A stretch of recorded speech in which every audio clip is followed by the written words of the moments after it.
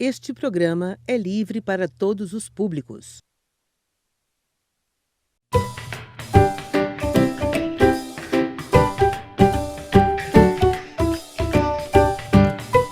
Olá, aluno do nono ano, professor Antônio Marcos, primeira vez que estamos nos vendo aqui, eu e você, nono ano, né? Então, projeto Em Cada Casa Uma Escola, nós iremos até você, né? Você também quiser nos acompanhar, tem o canal no YouTube da CEMED de Rosário. Esse aqui é o canal, só você entrar lá, tá? Curtir os vídeos, dar uma olhada nos vídeos, tranquilo, tá? Um projeto organizado pela Prefeitura de Rosário em parceria com a CEMED. Professor Antônio Marcos, História, primeiro ano da República. E também, gente, temos o livro de vocês, tá? No livro de vocês tem detalhando um assunto sobre a República, os primeiros anos da República. Você dá uma olhada no livro, tá bom? Tranquilo? E no livro tem complementos a mais e também na aula tem complementos a mais e você junta os dois e fica tranquilo. Vamos lá. Gente, quando eu falo de República, a primeira coisa que tu tem que entender é que o Brasil é uma república, mas não é porque o Brasil é uma república que o mundo inteiro é uma república, tá? Tem gente que pensa que só porque o Brasil é uma democracia, o mundo inteiro é democracia. Não, gente.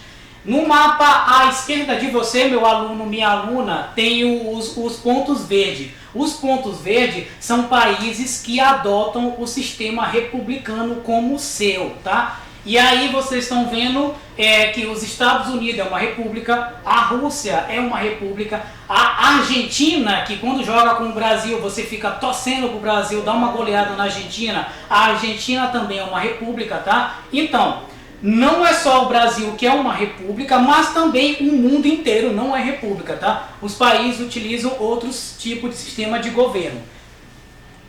Primeira coisa, gente, o que é uma república? Tantos políticos falam aí que, eu sou republicano, eu sou do povo, eu sou popular. Mas, gente, o que é uma república mesmo?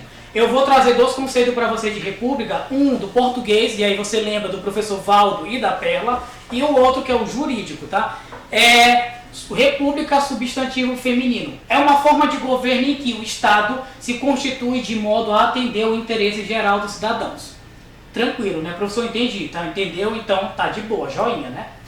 Jurídico, termo. República é uma forma de governo na qual o povo é soberano, governando o Estado por meio de representantes investido nas suas funções em poderes distintos. Professor, o jurídico ficou mais complicado, realmente é complicado. Vamos partir aqui para a prática? Vamos lá? Vamos. Tá? Você que gosta de empinar pipa em Rosário, né? Eu sei que tu empina pipa, tá? Eu sei, tá bom? Você que gosta de empinar pipa em Rosário, tá bom? Irmãos aqui empinando uma pipa em Rosário, tranquilamente, né? Olha aí, tá? Gente, essa imagem aqui não é de Rosário, nem tinha como ser de Rosário, essa imagem aqui é de uma cidade de Minas Gerais, tá? E esses dois adolescentes amam empinar pipa e a rua deles é essa daí, tá? Olha que legal, né? Eles ainda não podem votar, mas só que o pai e a mãe dele votam. O pai e a mãe dele, eles representam a república. O pai e a mãe dele elegem vereadores, deputados, governador e presidente, tá? O pai e a mãe deles fazem o papel de uma república. O que é uma república? É você, cidadão, ser soberano. O poder está nas tuas mãos. Mas só que esse poder tu não pode exercer ele de forma direta. Tipo, eu nunca que vou na prefeitura de uma cidade cobrar o prefeito. Ei, tá? Eu nunca que posso fazer isso numa república. Eu posso juntar uma associação de cidadãos e eu posso também indicar um vereador para conversar com o prefeito e esse prefeito vai dar uma olhada na minha rua. Eu vou indicar o vereador que eu votei, porque ele é o meu representante na república. Na república você tem o poder. Eles dois aqui têm o poder, O poder está na mão do pai e da mãe deles. Mas só que o pai e a mãe deles não podem ir na prefeitura fazer o auê lá ou quebrar a prefeitura. O pai e a mãe deles têm que conversar com o vereador que eles votaram e o vereador vai conversar com o prefeito e aí a rua deles, se tudo der certo, vai ser asfaltada. Então, república, o poder está nas tuas mãos, nas minhas mãos, mas só que eu não posso exercer de forma direta. Eu tenho que votar, tá? E a partir do meu voto é que eu vou sentir o meu poder sendo representado pelas pessoas eleitas. Deputado federal, estadual, vereadores, prefeito ou prefeita, governador, governadora e os presidentes. E a república sendo representada aqui, tá, gente? Vamos lá. A república começa com o voto. Você vai votar, vai eleger, vai ter os seus representantes lá. E quem são atualmente os representantes maiores nas localidades? Número 1, presidente Jair Bolsonaro, representante máximo do Brasil. Você votou, não votou nele, o que importa é que você fez o seu dever de casa. Foi votar. Se ele ganhou ou não, para você que não votou nele, né, não importa. O que importa é que você fez o dever de casa e não votou nele ou votou nele. Isso é o que importa, tá?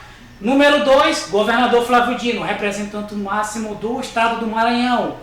Número 3, Davi Alcolumbre, o presidente do Senado Federal, tá? Número 4, o Rodrigo Maia, o presidente da Câmara dos Deputados, pessoas que você votou, tá? E aqui a prefeita de Rosário, Ilaí Moraes, tá? É representante máxima do Executivo de Rosário. Então, professor, república é isso? Gente, república é isso daqui, tá, gente? O povo votou e eles ficaram aqui no poder, tá? Então, e a república começa com o voto. Gente, daqui a pouco vamos comentar um pouco sobre o voto, tá? Porque o voto na república é a arma que o cidadão tem, tá? Para eleger bons representantes. Vamos lá. As duas imagens à esquerda, temos o Dom Pedro II. Para a gente falar de república, nós temos que falar do Dom Pedro II e o período monárquico do Brasil, que foi o Império. Dom Pedro II, gente, só a título de curiosidade, tá? Ele foi o representante que mais tempo ficou no poder no Brasil, tá? Ele ficou 49 anos no poder. Aqui, a primeira imagem, ele bem jovem, tá? O quadro. E a segunda imagem, ele já idoso, tá? O Dom Pedro II. E só a título de curiosidade, a imagem que está à sua direita, uma imagem de preto e branco, é o governante que ficou menos tempo no poder no Brasil, tá? O presidente que ficou menos tempo no poder. O nome dele é Carlos Luz, tá? Carlos da Luz. E ele ficou de 8 a 11 de novembro de 1955. Ele foi o governante que ficou menos tempo no poder no Brasil. Ficou poucos dias, mas fez muita coisa, não é? Vamos lá. Eu falei do Dom Pedro II porque para a gente falar de república, a gente tem que falar do Dom Pedro II, que era o representante máximo do Brasil no Império. Mas só que o Império, gente, de 1870 para 1889, veio sofrendo crise e desgastes. E aí Dom Pedro II vai ser obrigado a abandonar o poder, tá? Por que que o Império ele sofreu esse desgaste todo? Primeira questão, questão religiosa. Gente, você, meu aluno do 9º ano, que ano passado era do 8º, deve lembrar que no Império os bispos e padres tinham que obedecer às ordens do imperador Dom Pedro II, tá? E as ordens do Papa tinham que inicialmente ir para o imperador Dom Pedro II. E o imperador Dom Pedro II assinava ou não essa ordem. Somente depois do imperador Dom Pedro II assinar a ordem é que os bispos e padres eles iam colocar em prática a ordem. Mas o que acontece? Alguns bispos passaram a não mais obedecer às ordens do imperador e passaram a obedecer às ordens do Papa, diretamente do Vaticano.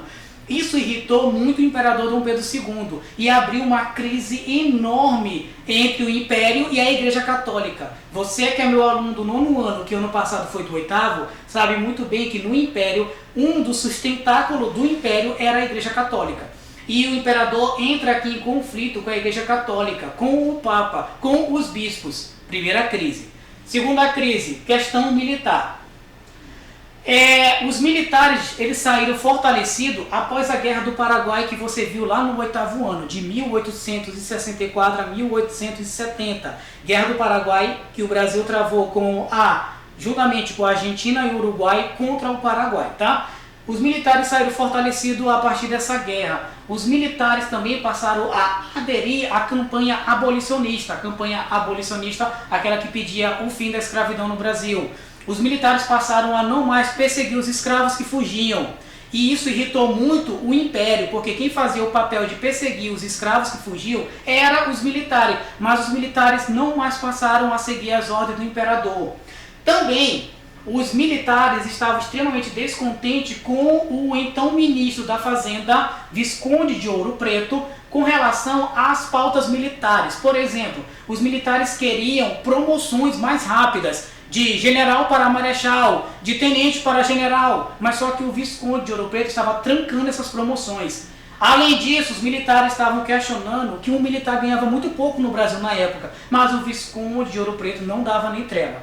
E também os militares estavam reclamando dos baixos orçamentos recebidos pelo exército do Visconde de Ouro Preto.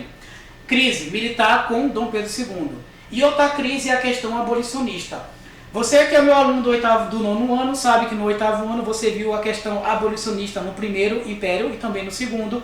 E pela questão abolicionista, os grandes cafeicultores foram obrigados a abandonar seus escravos, tanto à sorte, como também alguns já conseguiram umas pequenas indenizações, né? Foram obrigados a abandonar lá, porque campanha muito forte abolicionista.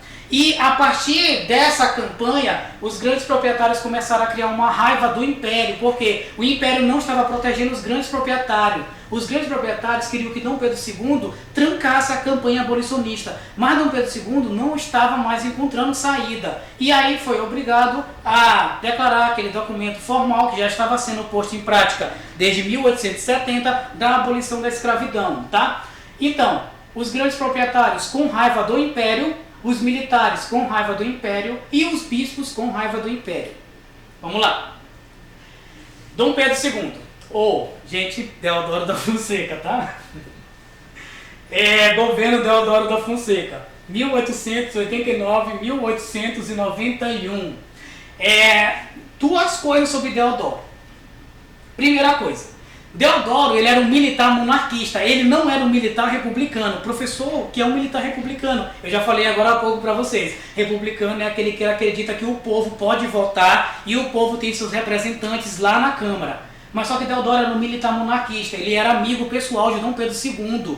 Professor, como é que esse homem vai derrubar o Império? Gente, coisa de política, tá? Você vê um político aí do Brasil abraçando fulano de tal hoje, amanhã tá dizendo que fulano de tal é inimigo. Você vê um político no Brasil levantando bandeira dizendo que eu sou do povo, mas amanhã vota contra o povo. Coisa de política no Brasil, tá? E Deodoro da Fonseca, ele era amigo pessoal de Dom Pedro II. E ele era um militar monarquista. E, por ironia do destino, é ele que vai derrubar Dom Pedro II. E Deodoro da Fonseca era de um grupo chamado Grupo dos Tarimbeiros, que era um grupo de antigos oficiais da Guerra do Paraguai. Professor, se essa guerra foi travada lá em 1864, esses caras estavam muito velhos, né? Estavam muito velhos mesmo, tá? Olha as imagens de Deodoro da Fonseca. Esses militares, os que não estavam mortos, estavam muito velhos, tá? E estavam um pouco idosos, tá, gente? E esses militares eram conhecidos como tarimbeiros. Deodoro era desse grupo. Esse grupo não frequentou escola militar para ganhar promoção. Só lembrando que hoje, um militar no Brasil que quer ser promovido, ele tem que fazer curso de formação em escolas superiores militares, tá? Mas só que Deodoro foi um dos poucos militares, tá? Na história do Brasil, assim, recente, que ganhou promoção por valentia, por participar de guerra. E Deodoro não frequentou escola militar, tá? Então, esses militares que são um grupo do tarimbeiros acreditavam que a salvação do Brasil estava na mão deles. Agora, como é que eles iam salvar o Brasil? Gente, isso nem eles sabiam como, mas eles achavam que a salvação do Brasil estava na mão deles, tá? À minha direita, Deodoro e Floriano Peixoto, os dois primeiros presidentes do Brasil, tá? E são militares, tá bom? Os dois primeiros presidentes do Brasil foram militares. E à minha esquerda, à esquerda de vocês, Marechal Deodoro da Fonseca novamente. No livro de vocês, o governo de Deodoro e Floriano Peixoto é chamado República da Espada, tá bom? A liderança de Marechal Deodoro da Fonseca no processo de instauração da República ocorreu devido ao alto grau de sua patente militar conquistada na época da Guerra do Paraguai, tá? E como eu já falei para vocês, apesar de Deodoro não ser um republicano convicto, tá? E ele liderou esse processo de proclamação da República no Brasil. O governo de Marechal Deodoro da Fonseca se divide em governo provisório e o governo constitucional. Vamos lá para o governo provisório? Governo Provisório de Deodoro, de 1889 a 1891. O primeiro ato do Governo Provisório de Marechal Deodoro da Fonseca, após destituir Dom Pedro II, em 15 de novembro de 1889, foi mudar alguns símbolos do Brasil. Em primeiro lugar, o Brasil passou a se chamar Estados Unidos do Brasil. Professor, que nome estranho, né? Gente, é um nome estranho, tá? Aí, professor que vem lá de fora fala, eu vou para os Estados Unidos. Não, mas é do Brasil. Nome estranho, né? Porque o Brasil pegou o modelo norte-americano de república. E a segunda mudança foi modificar a bandeira nacional. A minha esquerda, a esquerda de você, meu aluno, minha aluna do 9º ano, tem a bandeira do Império. A minha direita tem a bandeira do Brasil atual. Professor, um pouco similar, né? Você vai ver a diferença já na atividade, tá? Então, bandeira do Império foi substituída pela bandeira da República, tá? Governo Provisório, encilhamento. Que foi isso? Professor, encilhamento, já ouvi isso em algum lugar no livro. Opa, tu tá abrindo o livro e lendo, né? Que coisa boa. Vamos lá. Encilhamento foi o nome dado à política econômica de Deodoro da Fonseca, representado pelo então ministro da Fazenda Rui Barbosa, tá? Encilhamento, o que significava encilhamento? Só lembrando que não foi um nome dado por eles, tá bom? Encilhamento visando estimular a industrialização e o desenvolvimento de novos negócios, e o governo Deodoro autorizou aos bancos que liberassem empréstimos livremente às pessoas, sem saber os reais motivos do empréstimo, tá? Essa política foi conhecida como encilhamento, criando uma onda de empresas fantasmas, quebra da ação da Bolsa de Valores, desvalorização da moeda brasileira e inflação. E aqui, meu aluno, vamos entrar numa questão, né? Professor, por que o governo do Bolsonaro não dá logo dinheiro para todo mundo no Brasil ser feliz? É uma boa ideia, né, gente? Por que o Bolsonaro não libera logo dinheiro para todo mundo? Por que, gente? Por que ele não pode fazer isso? Se ele fizer isso, o que vai acontecer? O encilhamento bem aqui, tá? Encilhamento, política econômica em que o governo deu dinheiro para empresários e falsos empresários, e a partir desse dinheiro as pessoas começaram a nunca montar uma fábrica, uma empresa. As pessoas sumiram com o dinheiro, tá? A minha direita, a direita de vocês, temos pessoas que se disfarçaram de empresários e simplesmente pegaram o dinheiro do banco e sumiram, tá? E a minha esquerda, empresário de verdade, com raiva, porque o governo ele liberou dinheiro para todo mundo. E o que isso acarretou? Acarretou uma onda de inflação. Se o governo Bolsonaro liberar dinheiro para todo mundo amanhã, tá? Todo mundo amanhã no Brasil, criança, adulto, vai ganhar R$2.000 a partir de amanhã. Se ele liberar, o teu pão, o meu pão, que custa 25 centavos, amanhã tá R$1. E esse R$2.000 que Bolsonaro liberou para todo mundo, amanhã não tá valendo nada, absolutamente nada. O teu celular, que foi R$2.000, amanhã tá R$10.000. Então, por que o governo não pode liberar dinheiro para todo mundo como foi feito no encilhamento? Porque vai haver uma quebra da Bolsa de Valores, vai haver principalmente uma inflação e você vai sentir no bolso, tá? Constituição de 1891. Gente, a Constituição de 1891, nessa Constituição foi introduzido o sistema de governo presidencialista, que é o que a gente adota até hoje, presidente Bolsonaro, exercido pelo presidente da República, chefe do Poder Executivo, que passou a ser eleito pelo voto direto para um mandato de 4 anos, sem direito à reeleição. Professor, então reeleição não existia? Não existia reeleição, tá? Então, os primeiros presidentes da República não tinham direito à reeleição. Tinham direito a voto todos os homens alfabetizados maiores de 21 anos.